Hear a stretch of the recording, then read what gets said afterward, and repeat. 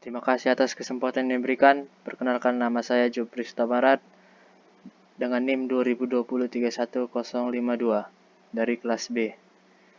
Jadi pada saat ini saya akan mempresentasikan materi tentang teknik pengkodean sinyal.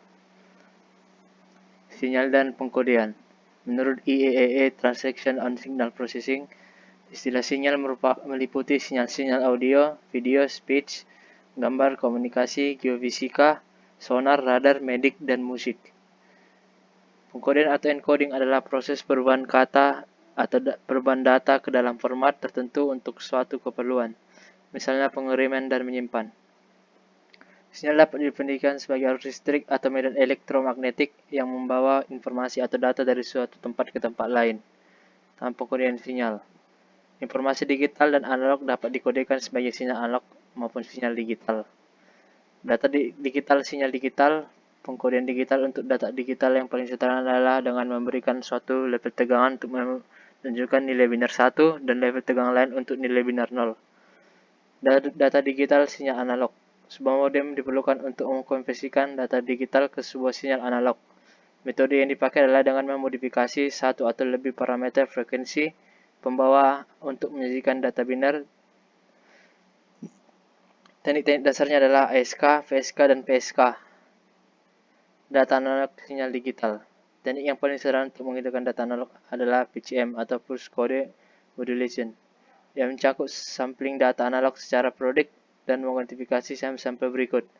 Data analog dimodulkan oleh suatu sinyal pembawa atau carrier untuk menghasilkan sinyal analog dengan bandwidth yang sesuai dengan rentang frekuensi sistem transmisi analog. Teknik modulasi dasarnya adalah AM, FM, dan PM.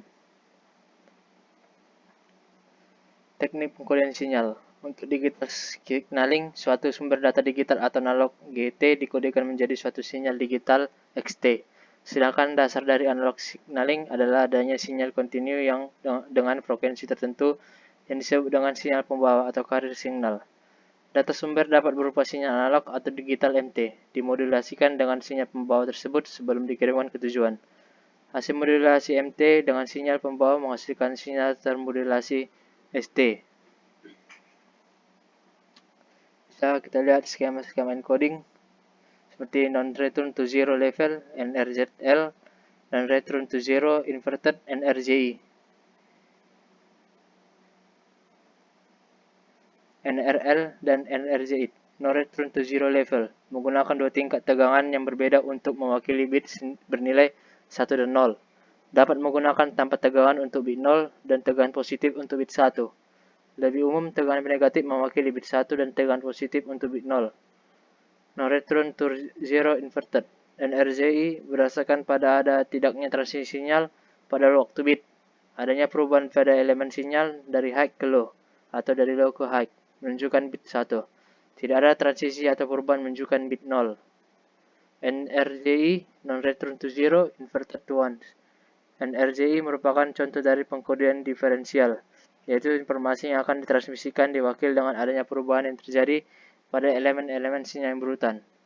Kelemahan sinyal NRZ adalah kehadiran komponen DC. Yang kedua, kemampuan sinkronasi yang kurang, misalkan string panjang dari 1 dan 0 pada sinyal NRZL atau string panjang 0 pada sinyal NRZ1.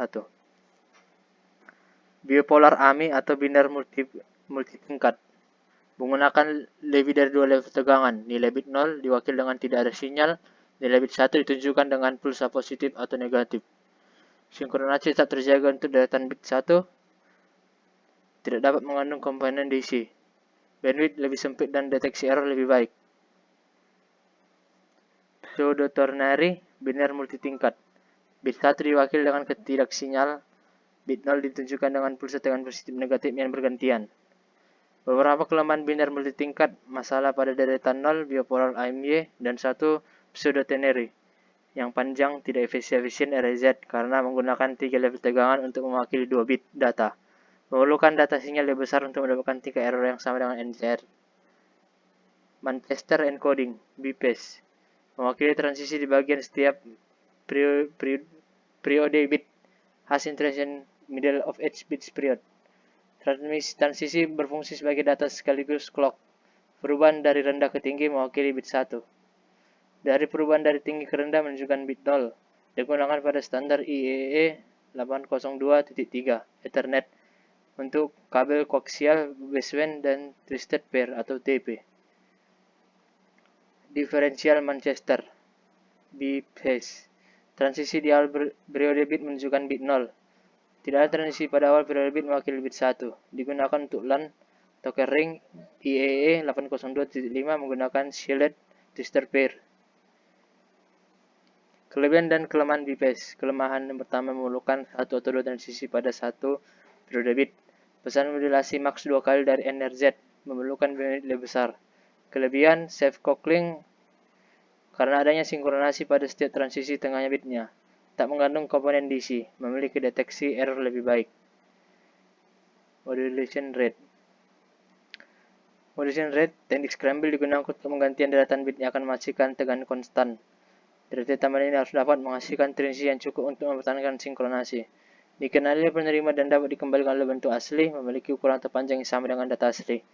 Tujuan desain, tidak memiliki komponen DC, tidak ada daratan level tegangan nol yang panjang, tidak ada pengurangan dalam kecepatan data atau kemampuan deteksi kesalahan.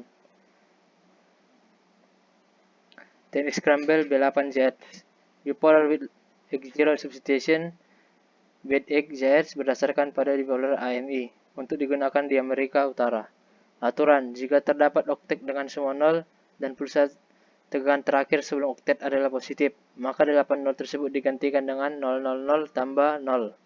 Tambah jika kedekatan oktet dengan semua 0 dan pulsa tegangan terakhir sebelum oktet adalah negatif, maka 8 0 tersebut digantikan dengan 000 negatif tambah 0 tambah 0. Teknik scrambling HDB3, High Density Bipolar 3.0, umum digunakan di Eropa dan Jepang. Aturan, valid bipolar signal, V sama dengan bipolar violation. Jumlah pulsa atau 1 sejak bipolar terakhir substitusi, properties pulsa sebelumnya. Data digital sinyal analog digunakan terutama untuk mengirimkan data digital menggunakan sinyal analog melalui jaringan telepon umum. Memiliki rentang frekuensi berkisar dari 300 Hz sampai 3400 Hz. Membutuhkan adanya modem, modulator, dan demulator. Teknik pengkodean amplitude shift keying atau ASK, frekuensi shift keying atau PSK, phase shift keying atau PK. Amplitude shift keying ASK. Pada ASK, bit 0 dan 1 dibagi oleh dua amplitude yang berbeda dari frekuensi pembawa. Biasanya salah satu amplitude bernilai 0. ASK rentan terhadap perubahan gain yang terjadi tiba-tiba umumnya digunakan sampai 1200 byte per second. Teknik ASK digunakan untuk mentransisikan data digital sepanjang serak optik. Frekuensi shift keying yang paling umum adalah binary PSK. Dua nilai binar diwakili oleh data frekuensi berbeda yang carrier. BFSK umumnya digunakan pada jalur kelas suara sehingga 1200 byte per second. BFSK juga umum dipakai untuk transmisi radio frekuensi tinggi 3-30 MHz dan LAN dengan kabel koaksial. Multiple PSK. Tiap elemen sinyal mewakili lebih dari 1 bit menggunakan lebih dari 2 frekuensi, bandwidth lebih efisien dan lebih rentan terhadap error. Phase shift keying. Fase dari frekuensi pembawa digeser untuk mewakili data. Binary PSK 2 phase diwakili 2 digit binar. Differential PSK. Perubahan fase tergantung pada transmisi sebelumnya. Kuadratur PSK. Tiap elemen sinyal mewakili lebih dari 1 bit. Terdapat penggeseran fase sebesar 2. Tiap elemen mewakili 2 bit. Aliran data dibagi 2, dimodulasi dengan sinyal pembawa, lalu dilakukan pergeseran fase. Pengembangan dari teknik ini dapat digunakan banyak sudut fase dan lebih dari satu amplitude. PSK multilevel, contohnya modem 9600 byte per second menggunakan 16 elemen sinyal yang berbeda dengan 12 sudut fase yang 4 diantaranya memiliki 2 amplitude berbeda. Quadrature Amplitude Modulation atau QAM digunakan pada asymmetric digital substrate line dan beberapa komunikasi wireless. Merupakan kombinasi dari ASK dan PSK. Pengembangan logis dari QPSK mengirimkan dua sinyal berbeda secara simultan pada frekuensi pembawa yang sama menggunakan dua salinan frek pembawa, salah satu digeser 90 derajat. Tiap frekuensi dimodulasi ASK, dua sinyal independen melalui media yang sama. Data analog, sinyal digital. Digitalisasi adalah proses perubahan data analog menjadi data digital yang kemudian ditransmisikan menggunakan NRZL, ditransmisikan menggunakan kode selain RZL, dikonversi ke sinyal analog.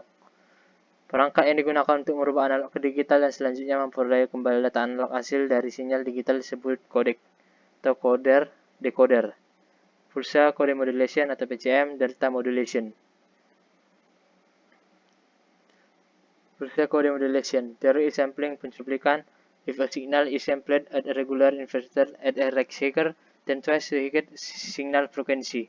The sample contain all information in original signal. Misalnya 4000 MHz, voice data memerlukan 8000 cuplikan per detik. Sampai analog tersebut disebut sample pulse amplitude modulation atau PAM. Masing-masing sampel analog harus ditandai dengan suatu kode biner. Contoh PCM bisa dilihat pada gambar tersebut. Delta modulation. Input analog diaproksimasi dengan fungsi anak tetangga, yaitu dapat bergerak naik atau turun sebesar satu level pada setiap invertan pencuplikan. Memiliki sifat biner karena fungsi hanya bergerak naik atau turun satu level pada tiap interval, maka dapat dianggap sebagai satu bit tunggal, satu untuk gerak naik dan 0 untuk gerak turun.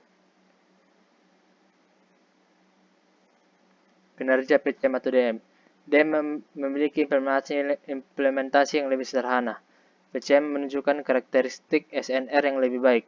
Isu untuk penggunaan bandwidth, misalnya untuk reproduksi suara yang baik menggunakan PCM. Diperlukan 128 level atau 7 bit dan bandwidth suara 4 kHz, 8000 x 7 sama dengan 56 KB per second. Teknik kompresi data dapat digunakan untuk mengurangi kebutuhan bandwidth yang besar. Masih banyak kebutuhan akan sinyal digital, use repeaters, TDM, effect chain switching. Dalam praktek, PCM lebih disukai untuk mendigitalkan sinyal analog. Data analog, sinyal analog. Memodulasi frekuensi pembawa atau karir dengan data analog. Mengapa memerlukan modulasi?